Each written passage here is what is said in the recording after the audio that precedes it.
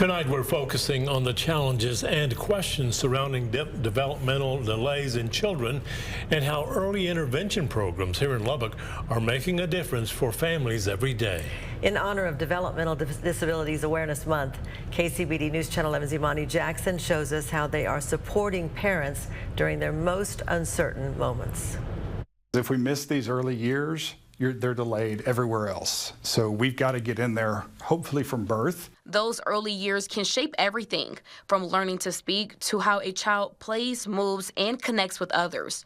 A kid's development starts way before the classroom. Any child that faces some kind of diagnosis, you worry about, will my child have a normal life?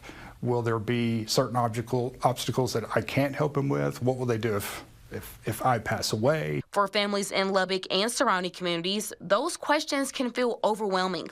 That's where early childhood intervention, also known as ECI, steps in. Brian Sussum, director of Lubbock ECI, says the program works with children under the age of 3 who have developmental delays, medical conditions, or vision and hearing impairments. And I think that is very comforting to some families.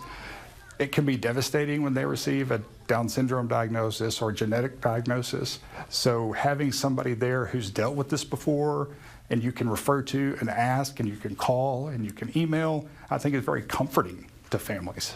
That support often starts at home. Specialists, including therapists, nurses, and case managers, help parents understand what to look for and how to support their child through everyday routines. And that support is critical because without it, delays can follow a child into the classroom, affecting learning in ways that are harder to overcome later.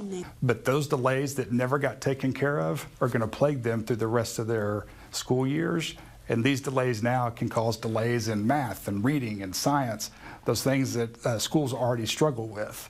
So if these services weren't here, it would be really tough for teachers. Through evaluations, therapy, and family-centered care, services are designed to meet each kid where they are, even at no cost for families who qualify, giving them a stronger start before they ever step into the classroom. Imani Jackson, KCBD News Channel 11.